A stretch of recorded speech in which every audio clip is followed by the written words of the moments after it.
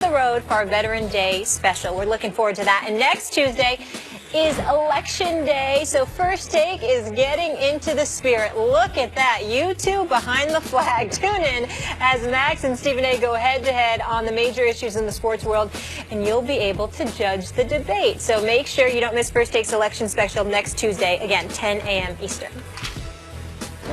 You ever fought Goldberg? No, Goldberg was retired. All right, I mean, what if Goldberg come out of retirement? You want to fight Goldberg? I would fight Goldberg any day of the week. You'd fight Goldberg any day of the week? I would fight Goldberg any day of the week. Bring Goldberg back. I will take him on anytime. I would love to. You'd beat Goldberg? Look, I am a young buck. I am a young stallion. No offense to Goldberg, but his day has come and gone. Are you trying to imply that Goldberg is old? Is that what you're saying? I may or may not be saying. You may or may not be saying. You sound like Max right now. Wait a minute. Are you saying it or you're not saying it? All right, I'm saying it. Goldberg's past his prime, and he can't hang with me. Bottom line. That's what I'm saying.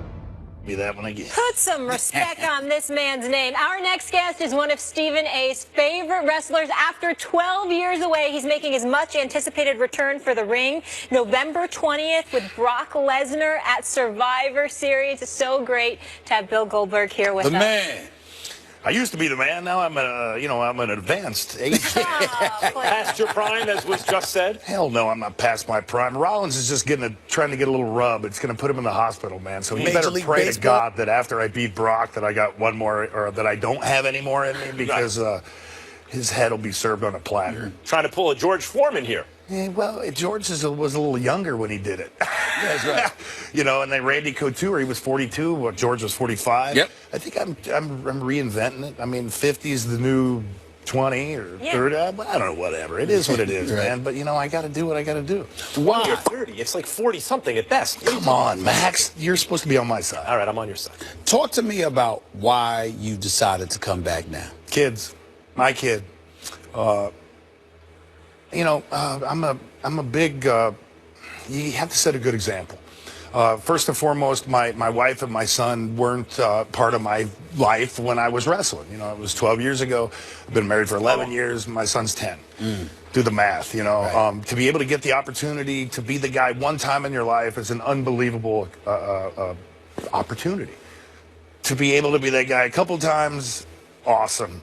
To be able to have an opportunity to be that guy again at my age, where I am, what can you say? So how does that happen? He's at school and the kids are talking about wrestling or something, and he comes home and is like, Dad, I want you to, take us through that.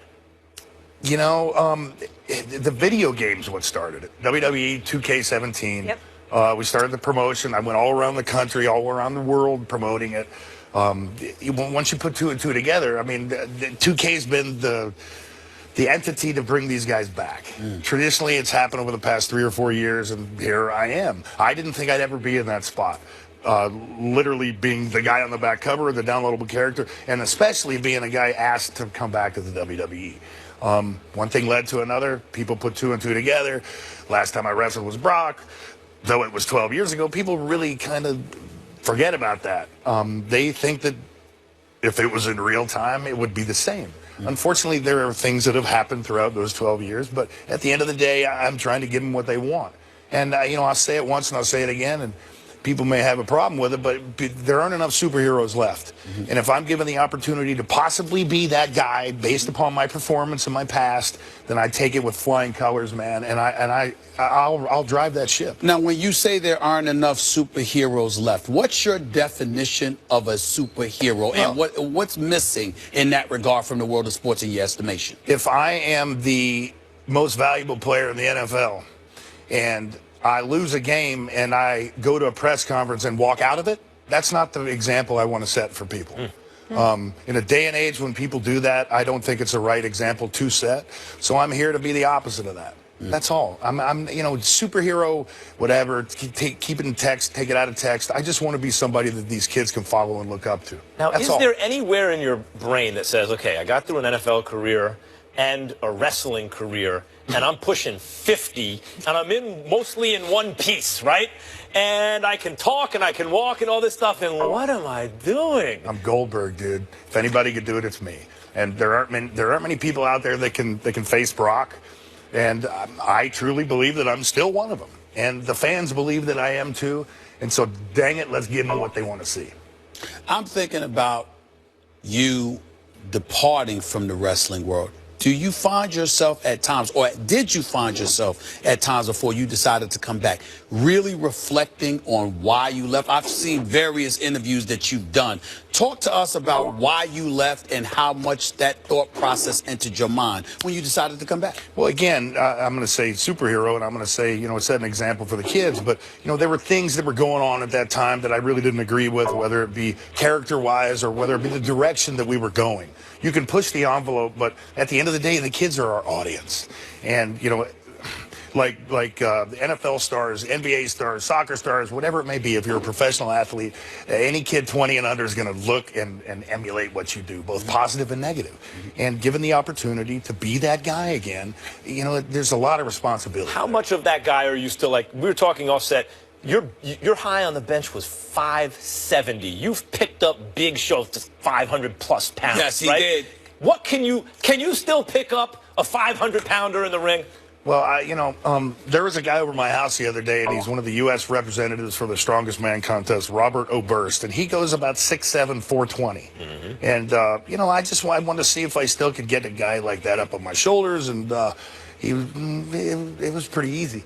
But, at the end of the day, man, I train I get a gym at the house. I'm a competitor. I'm a warrior. To the day I have a foot in the grave, I'm going to be lifting. I'm going to be punching people. I'm going to be getting punched by people. It's the competitive nature that I have, and it's the animalistic, kind of Neanderthal in me. Right. And it's never going to leave me. I'm a D lineman, for God's sakes. I bang my head. I got my nub back. I bang my head against walls to get in the mood. I smell the ammonia to go out there and do my thing.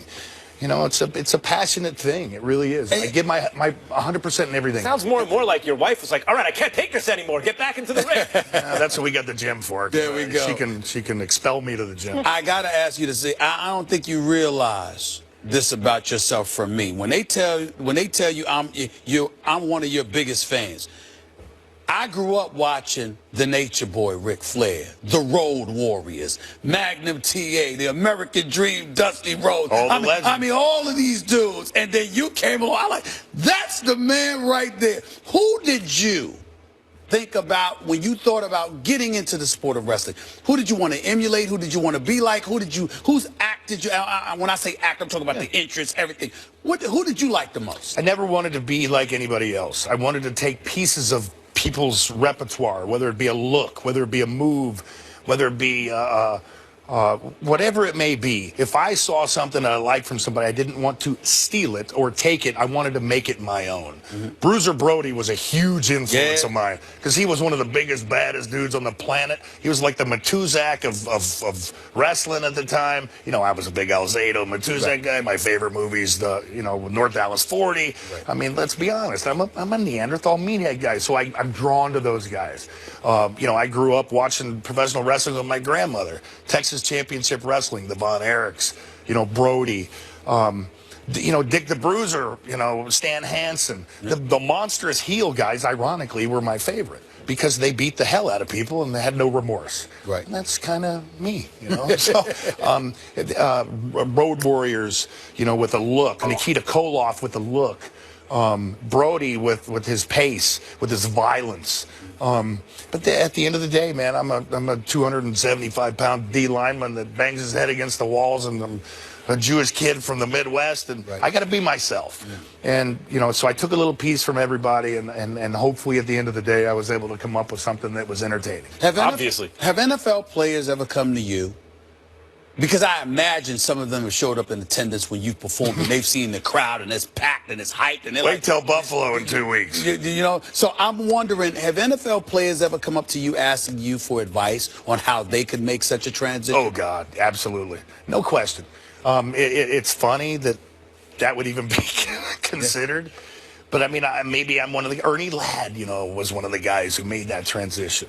Kevin Green. Kevin and I roomed together at the Rams. He's one of the guys who was instrumental in me even considering the business. Wow. Steve McMichael. I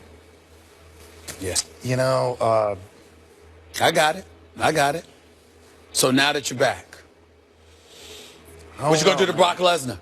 I'm gonna put my fist through his face. At the end of the day, man, I'm a huge fan of Brock's. I'm a big fan of Brock's because he's a competitor. He's a Neanderthal. I've been to his fights. I've been in, in his corner rooting for him.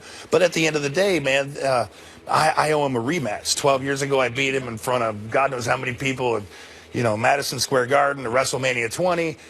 It didn't go down as the best match in history by any stretch of the imagination because everybody knew we were leaving. He was going to the NFL potentially, and I rode off in the sunset. And,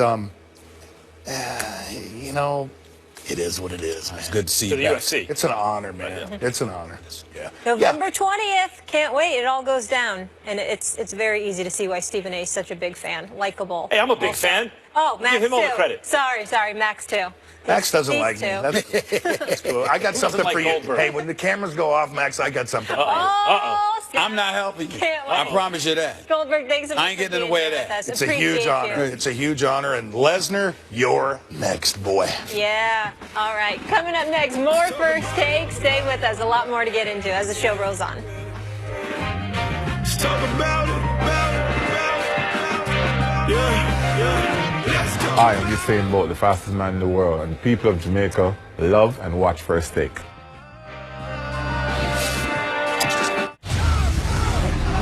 The road for our Veteran Day special. We're looking forward to that. And next Tuesday is Election Day, so First Take is getting into the spirit. Look at that. You two behind the flag. Tune in as Max and Stephen A go head-to-head on the major issues in the sports world, and you'll be able to judge the debate. So make sure you don't miss First Take's election special next Tuesday, again, 10 a.m. Eastern. You ever fought Goldberg? No, Goldberg was retired. All right, I mean, what if Goldberg come out of retirement? You want to fight Goldberg? I would fight Goldberg any day of the week. You'd fight Goldberg I would any day of the fight week?